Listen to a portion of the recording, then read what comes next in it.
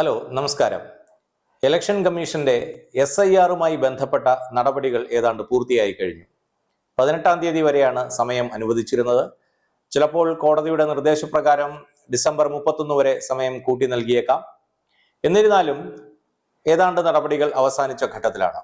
അപ്പോൾ നമ്മുടെ പേര് പുതിയ വോട്ടേഴ്സ് ലിസ്റ്റിൽ SIR കഴിഞ്ഞ് പ്രസിദ്ധീകരിച്ചിട്ടുള്ള വോട്ടേഴ്സ് ലിസ്റ്റിൽ ഉണ്ടോ എന്ന് എങ്ങനെ പരിശോധിക്കും? ബൂത്തിന്റെ അടിസ്ഥാനത്തിലുള്ള വിവരം ഇലക്ഷൻ കമ്മീഷന്റെ സൈറ്റിൽ കയറിയാൽ നിയോജക മണ്ഡലവും ബൂത്തും നൽകിയാൽ ബൂത്തിന്റെ ലിസ്റ്റ് ലഭിക്കും. പക്ഷെ അതിൽ നിന്ന് നമ്മുടെ പേര് മാത്രമായി കണ്ടെത്തുന്നത് ശ്രമകരമാണ്. അപ്പോൾ ഇവിടെ താഴെയുള്ള ഒരു ലിങ്ക് നൽകിയിട്ടുണ്ട്. ആ ലിങ്കിൽ ക്ലിക്ക് ചെയ്താൽ നിങ്ങൾക്ക് ഇലക്ഷൻ കമ്മീഷന്റെ സൈറ്റിലേക്ക് പോകാം.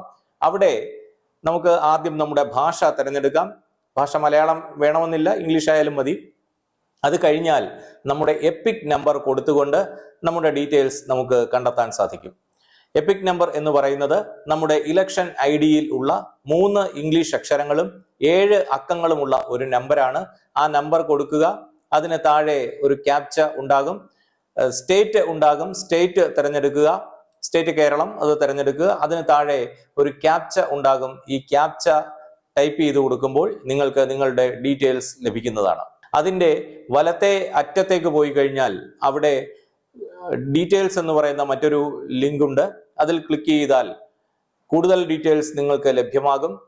അവിടെ നമ്മുടെ പേര്, അച്ഛൻ്റെ മറ്റും പേരെല്ലാം അതിൻ്റെ അകത്ത് നമുക്ക് പരിശോധിക്കാൻ സാധിക്കുന്നതാണ്. അപ്പോൾ ഈ ലിങ്ക് ഉപയോഗിച്ച് നിങ്ങൾക്ക് നിങ്ങളുടെ ഡീറ്റെയിൽസ് പരിശോധിക്കാം.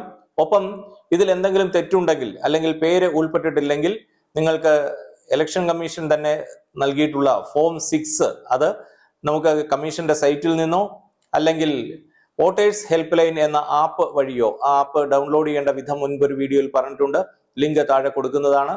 ആ ആപ്പ് വഴിയോ ഫോം 6 ഫില്ല് ചെയ്ത് നിങ്ങൾക്ക് നൽകാവുന്നതാണ്. പ്രവാസി വോട്ടർമാർക്ക് പേര് ഉൾപ്പെടുത്തുന്നതിനായിട്ട് ഫോം 6A ആണ് നൽകേണ്ടത്. അതിനുള്ള ഓപ്ഷനും ആ ആപ്പിൽ ഉണ്ട്. ഒപ്പം തെറ്റ് സംഭവിച്ചിട്ടുണ്ടെങ്കിൽ അത് തിരുത്താൻ ഫോം 8 എന്ന ഫോമും നൽകാവുന്നതാണ്. EasyNet എന്ന ആപ്പ് വഴിയും ഇത് ചെയ്യാവുന്നതാണ്. അപ്പോൾ എല്ലാവരും ഈ ലിങ്ക് ഉപയോഗിച്ച് തങ്ങളുടെ പേരുണ്ടോ എന്ന് കണ്ടെത്തുക.